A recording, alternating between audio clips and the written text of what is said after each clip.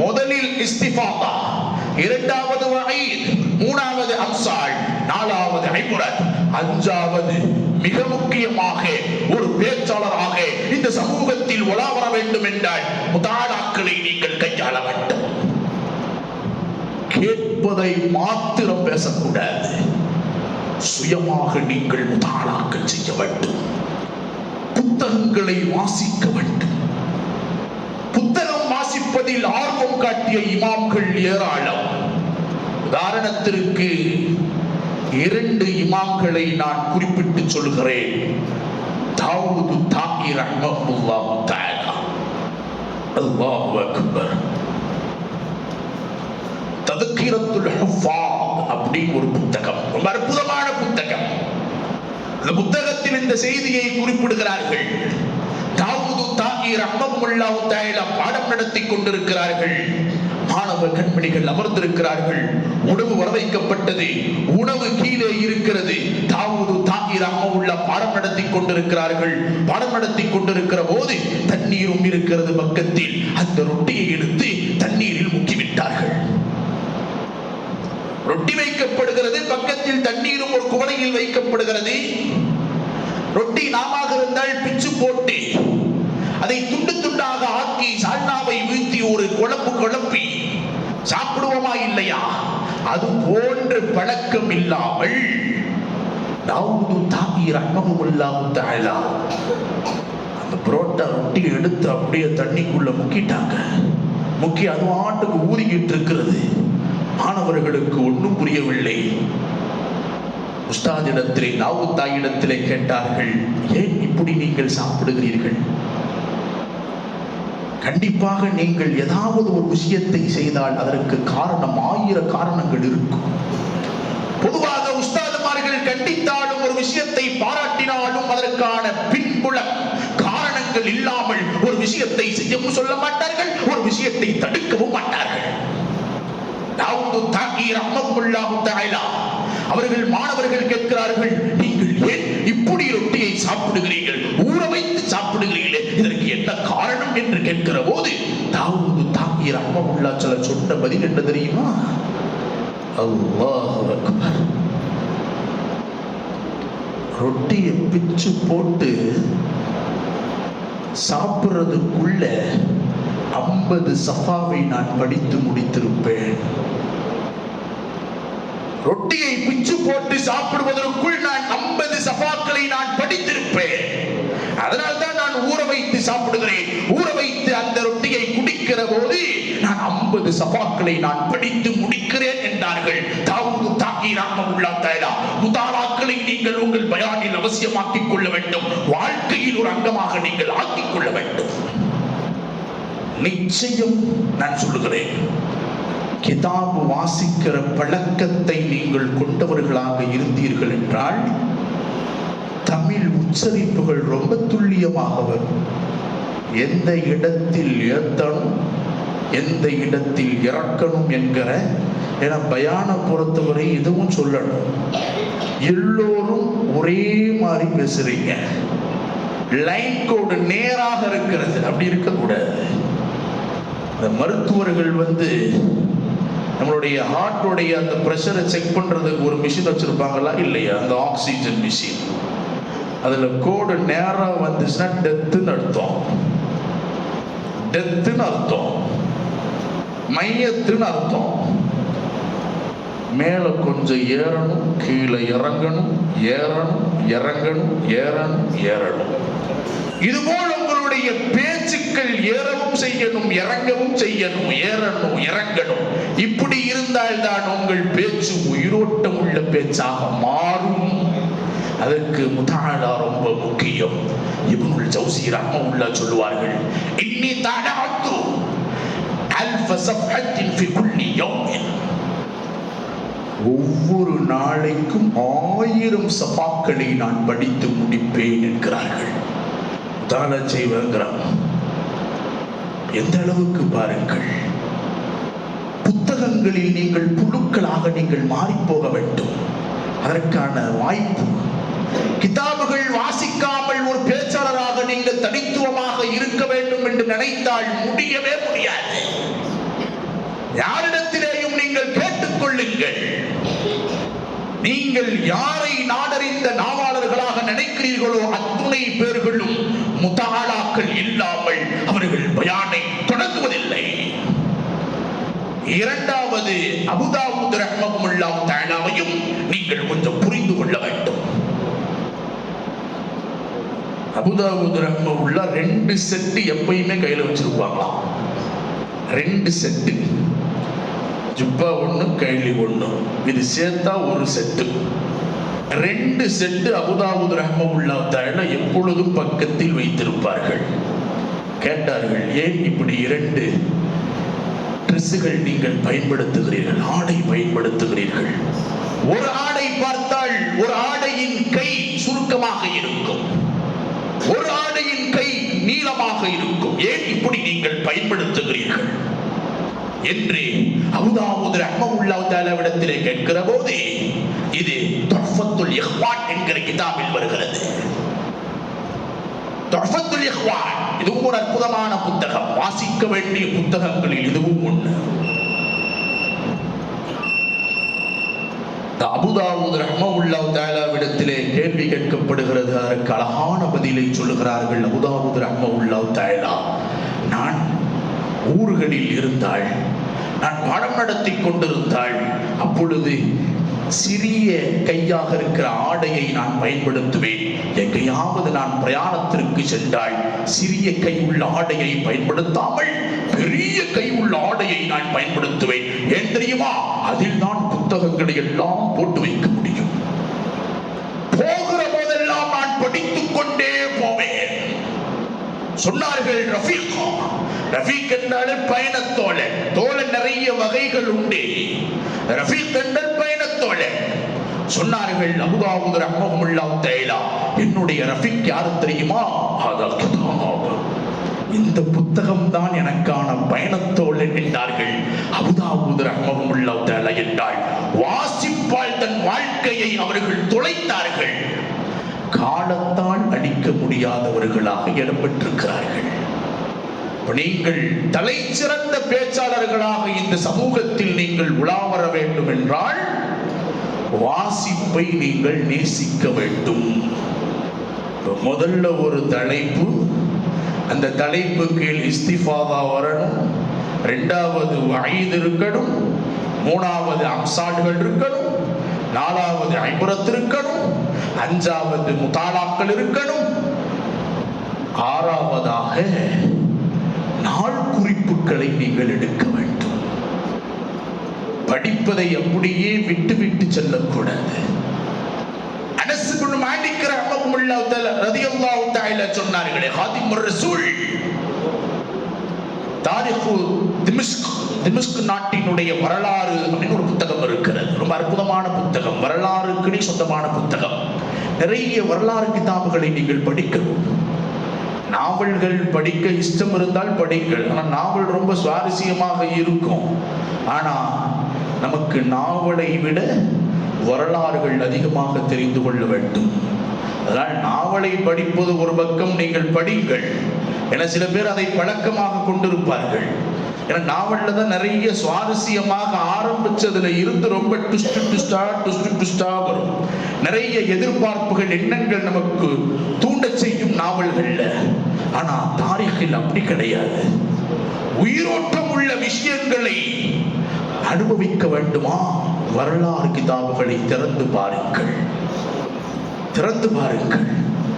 காரூன் நபி திறந்த புத்தகம், யார் வேண்டுமானாலும் வாசிக்கலாம், படிக்கலாம். அதனால் நீங்கள் என்ன செய்யுங்கள், படிக்கிற விஷயத்தை நீங்கள் நாள் குறிப்பாக ஒரு டைரியை எடுத்து தினசரி ஒரு 2 சஃபா படிக்க போதும். இன்னைக்கு போடுற விதை சிறிதாகத்தான் இருக்கும், விதை பெரிதாக இருப்பதில்லை. ஆரம்பத்தில் விதை சிறிது, காலங்கள் கடக்க கடக்க கடக்க அந்த விதைதான் சூட்சமாக ஆலமரமாக ஆகிற போது உங்களை எல்லாம் விதையை போடுகிற போது கீழே பார்ப்பார்கள், சுபிட்சமாகிற போது அன்னார்ந்து பார்ப்பார்கள். அதுபோல் நீங்கள் ஆரம்பத்தில் 2 சஃபாக்களை படியுங்கள். ஒரு நாளைக்கு 2 சஃபா ஒரு மாசத்தில் 60 சஃபாக்கள்.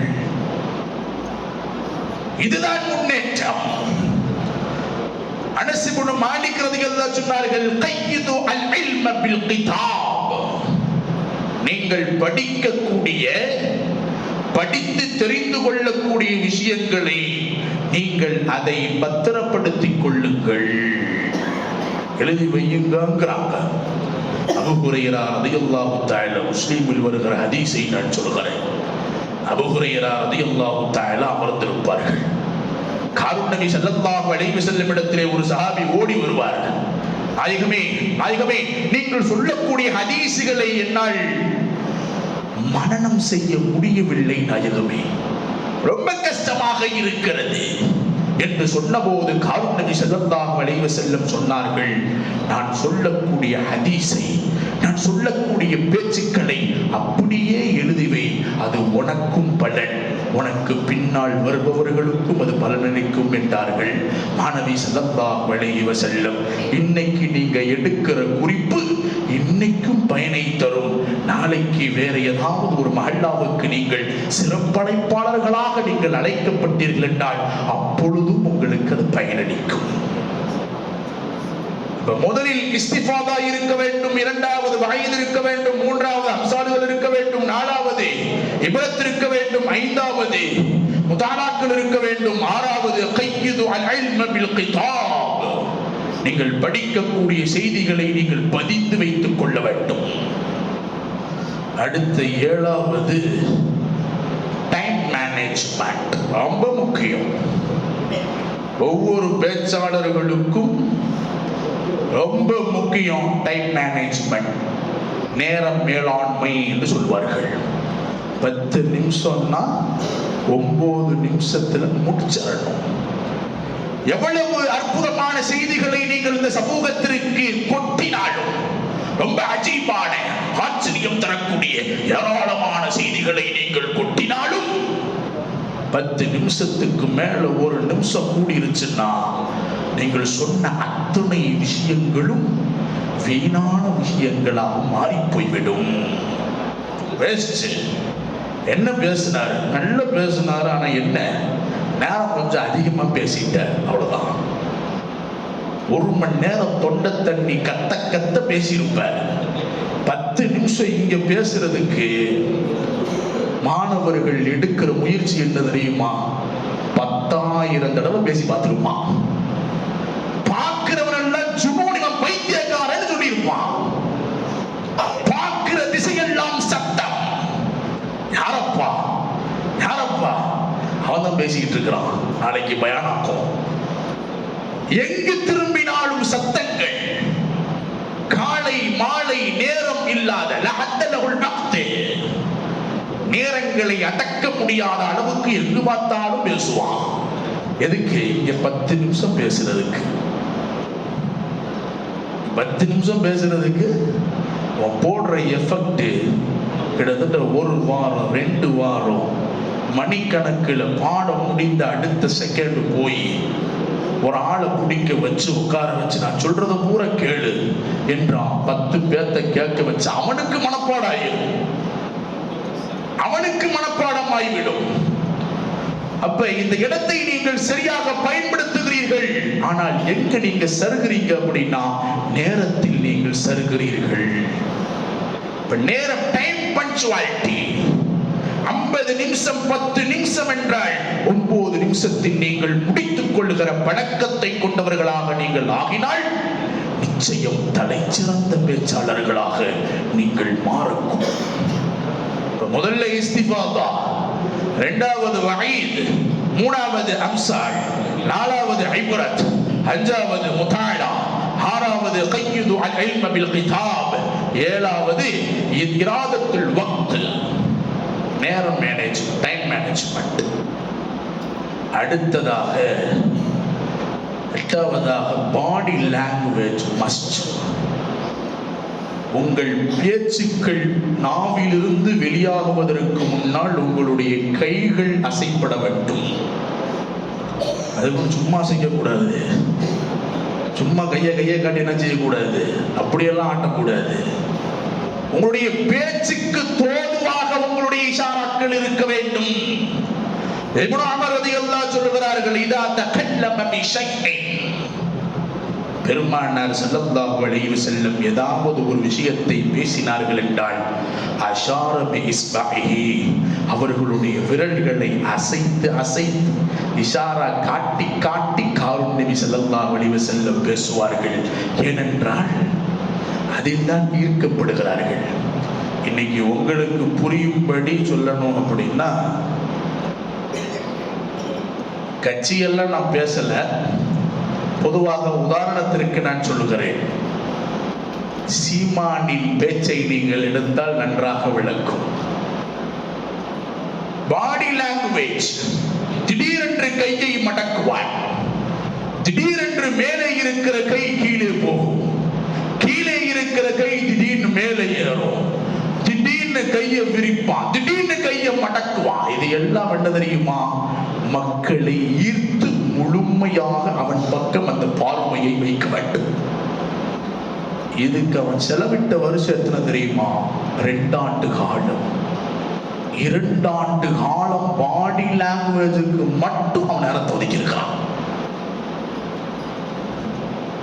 பேச்சாளருக்கு ரொம்ப முக்கியம் பாடி லாங்குவேஜ்.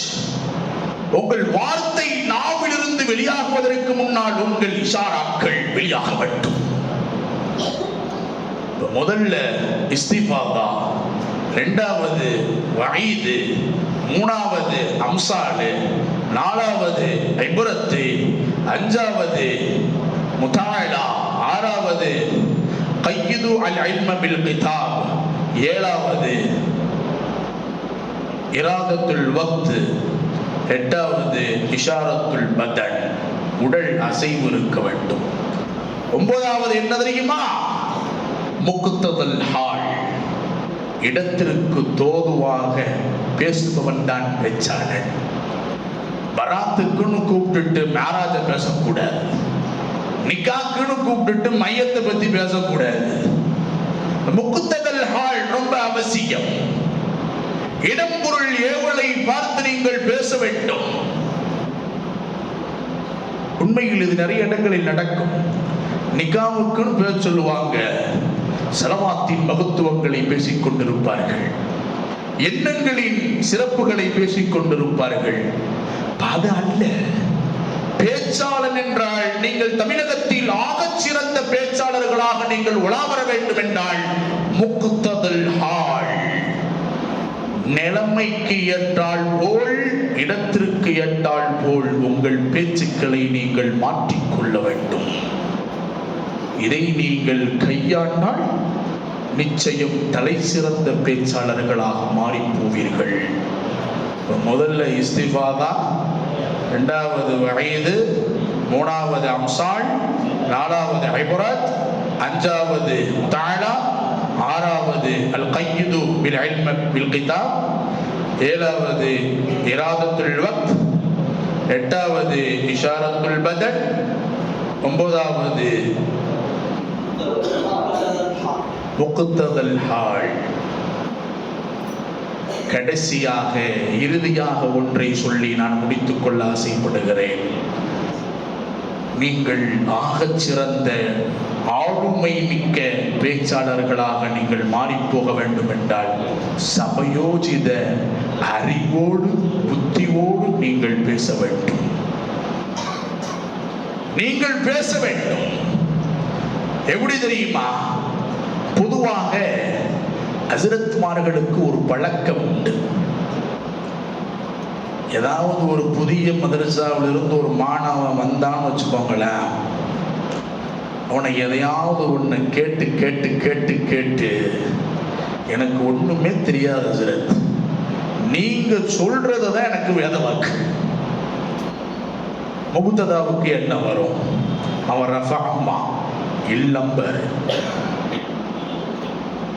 மின்னுக்கு என்னடா செய்யும்?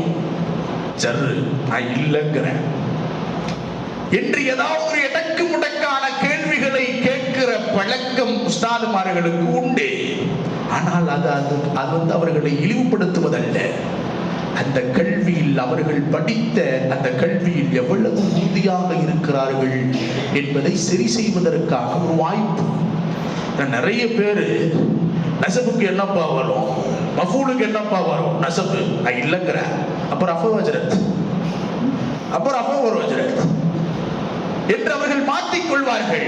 இது உறுதியான கல்வி அல்ல.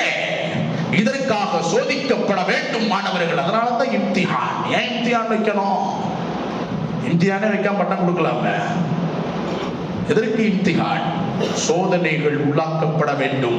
அதில் நீங்கள் எத்தனை மாணவர்கள் தேர்ச்சி பெறுகிறீர்கள் அதை பார்த்து உஸ்தாதுமார்கள் நான் இவனை இவ்வளவு அற்புதமாக உருவாக்கி இருக்கிறேன் என்று அவர்கள் ஆனந்தப்படுவார்கள். உங்களை உருவாக்குவது அவர்களுக்கான ஆனந்தம். அப்ப ரொம்ப தந்திரமாக நீங்கள் பேச்சை கையாளணும். எப்படி தெரியுமா? ஒரு புதிய பையன் குத்பாத் இஸ்லாமியாவில் வருகிறது. ஒரு ஹஸ்ரத் ஒரு மாணவனை பார்த்து உன் பேர் என்ன அப்படின்னு விளையாட்டு கேட்கிறார். பொதுவாக அப்படித்தானே, உன் பேர் என்னப்பா அப்படின்னு கேட்கும்போது என் பேர் முசம்மில், என் பேர் யூசுப், என் பேர் மன்சூர், என் பேர் ஃபாயிஸ் அப்படிலாம் சொல்லுவோமா இல்லையா? அதே போல் உஸ்தாது கேட்கிறார் உன் பேர் என்ன? முஹம்மது யூசுப். ரொம்ப சந்தோஷமா சொன்னா முஹம்மது யூசுப். இக்ரா பி சூரத்தில் யூசுப், சூரத் யூசுப் ஓது அப்படின்னாரு. அவன் ஹாஃபிதுல் குர்ஆனாக இருந்ததனால சூரத் யூசுஃபை ஓதிட்டான். அவனுடைய நண்பன் பேரு ஆல இம்ரான் வச்சிருக்கான். இம்ரான் வச்சிருக்கான். இம்ரான் வச்சிருக்கான். இவனை முடிச்சுட்டு அடுத்து உன் பேர் என்னப்பா? இஸ்மி இம்ரான் அதானியல் கௌசர். என் பேரு இம்ரான் தான், ஆனா என்ன கூப்பிடுறதெல்லாம் கௌசர் கௌசர்னு கூப்பிடுவாங்க. என் பேரு என்ன? இம்ரான் தான், ஆனா என்ன கூப்பிடுறது எல்லாம் கௌசர் கௌசர் தான் கூப்பிடுவாங்க. ஏன்னா என்ன ஆத்தைனா கல்கூஸ் ரொம்ப ஈஸியா தானே சொல்லிடலாம்ல. ரொம்ப தந்திரமாக உங்கள் பேச்சுக்களை நீங்கள் கையாள வேண்டும். இப்படி இந்த 10 குணங்களை 10 அம்சங்களை நீங்கள் உங்கள் தலைப்பு கீழ் தொகுத்தீர்கள் என்றால் நிச்சயம் தலை சிறந்த பேச்சாளர்களாக நீங்கள் உலா வருவீர்கள். அதில் எந்த சந்தேகமும் இல்லை. வல்ல ரஹ்மான் எதை கேட்டோமோ, எதை நாம் சிந்திக்கிறோமோ அதன்படி அமல் செய்யக்கூடிய பாக்கியத்தை அல்லாஹ் உங்களுக்கும் எனக்கும் நிறைவாக தந்தருள் புரிவானாக. கேட்டதின்படி அமல் செய்யக்கூடிய பாக்கியத்தையும் வல்ல ரஹ்மான் உங்களுக்கும் எனக்கும் தந்தருள் புரிவானாக. பயனற்ற கல்வியை கற்பதற்கும் கற்பித்து கொடுப்பதற்கும் வல்ல ரஹ்மான் அனைவருக்கும் நசீபாக்கி தந்தருள் புரிவானாக. ஆலிமே ரப்பானியாவாக ஹாஃபிது குவத்தான ஹாஃபிதாக வல்ல ரஹ்மான் நம் அனைவரையும் ஆக்கி அருள் புரிவானாக. இந்த நிகழ்வுக்காக யாரெல்லாம் உடலால், உள்ளத்தால், எண்ணத்தால், கரத்தால், சிந்தனையினால், சொற்களால், செயல்களால் யாரெல்லாம் உதவி இருக்கிறார்களோ அவர்களுடைய ஹலாலான ஹாஜாத்துகள் அத்தனையும் அல்லாஹ் நிறைவேற்றி அருள் புரிவானாக. வ ஆகிரு தஅவானா அனில் ஹம்துலில்லாஹி ரப்பில் ஆலமீன்.